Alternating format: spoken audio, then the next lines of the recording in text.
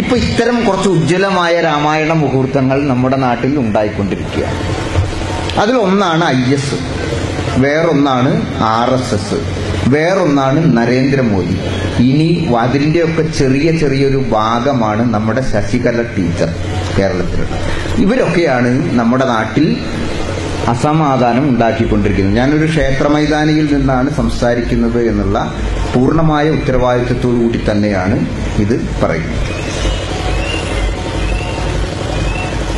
ഇന്നലെ ഈ അടുത്ത കാലത്ത് എനിക്കൊരു പ്രസ്താവന ഞാൻ കണ്ടു. അവരുടെ വാമനൻ സാമ്രാജ്യത്വ വിരുദ്ധവാദിയാണത്രേ, മഹാബലി സാമ്രാജ്യത്വവാദി.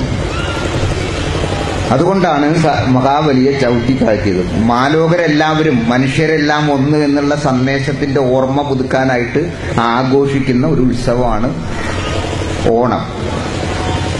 അത് അവർക്ക് മനസ്സിലായി. ഇന്നലെ ഞാൻ കാലത്ത് സർ സയ്യിദ് ഇംഗ്ലീഷ് സ്കൂളിൽ ഒരു പൊന്നോണ ഉത്സവം ഉദ്ഘാടനം ചെയ്യാൻ പോവുകയുണ്ടായി. അവിടെ ഞാനത് പോയപ്പോ സുഫുവാൻ എന്ന് പറയുന്ന ഒരു കുട്ടിയാണ് അന്ന് മാവേലി കെട്ടി അവിടെ എന്നെ സ്വീകരിച്ചത്. അപ്പം മനുഷ്യരുടെ മുഴുവൻ ആഘോഷമായിട്ട് ഓണം മാറിയിട്ടുണ്ട്. ഓണം അങ്ങനെയാണ്.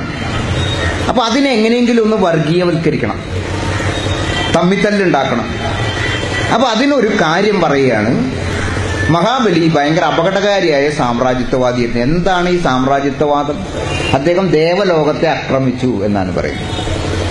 ദേവലോകത്തെ മഹാബലി ആക്രമിച്ചതാണ് അദ്ദേഹത്തെ സാമ്രാജ്യവാദി എന്ന് മുദ്ര കുത്താൻ ശശികല ടീച്ചർക്ക് പ്രചോദനം കൊടുത്തത് എങ്കിൽ, ഞാൻ വളരെ ലളിതമായിട്ട് പറയുന്നു, ഗരുഡൻ എന്ന് പറയുന്നൊരു കഥാപാത്രമുണ്ട്. ഗാരുഡ പുരാണം എന്ന് പറഞ്ഞൊരു വലിയ പുരാണം ഭാരതീയ ദർശന സംഹിതകളിൽ വളരെ പ്രബലമായിട്ട് നിലവിലുണ്ട്. ഗാരുഡ പുരാണം വായിച്ചു നോക്കുക. ശശികല ടീച്ചർ ഒന്നും വായിച്ചിട്ടില്ല എന്നുള്ളതാണ് അവരുടെ അനുഗ്രഹവും നമ്മുടെ ശാപവും.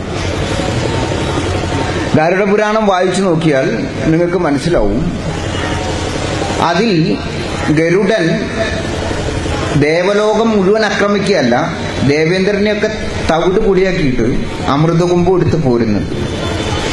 അപ്പോ ഗരുഡൻ ആരായി? വിഷ്ണുവിന്റെ വാഹനാണ് ഗരുഡൻ. അപ്പൊ ഗരുഡൻ ആരായി? ഗരുഡൻ സാമ്രാജ്യത്വവാദിയായി. ശശികല ടീച്ചറുടെ കാഴ്ചപ്പാടാണ് ഞാൻ പറയുന്നത്, എന്റെയും നിങ്ങളുടെയും കാഴ്ചപ്പാടല്ല. അപ്പൊ ഒരു കാര്യം പറയുമ്പോൾ അതിനൊരു സാമാന്യ വിവരമൊക്കെ വേണം. ഇതൊന്നുമില്ലാതെ ആളുകളെ ഇങ്ങനെ തെറ്റിദ്ധരിപ്പിച്ചുകൊണ്ടിരിക്കുക.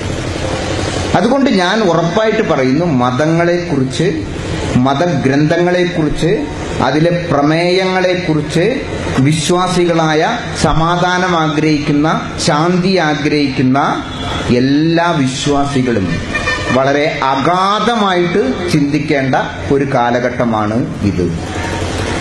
അസമാധാനം ഉണ്ടാക്കാൻ വേണ്ടി മാത്രം മതഗ്രന്ഥങ്ങളെ ദുരുപയോഗം ചെയ്യുന്ന ദുഷ്ടബുദ്ധികളിൽ നിന്ന് നമ്മൾ നമ്മുടെ മതഗ്രന്ഥങ്ങളെ മോചിപ്പിച്ചെടുക്കാതെ, വിശ്വാസത്തെ മോചിപ്പിച്ചെടുക്കാതെ ലോകത്ത് ഒരിക്കലും ശാന്തി ഉണ്ടാവാൻ പോകുന്നില്ല.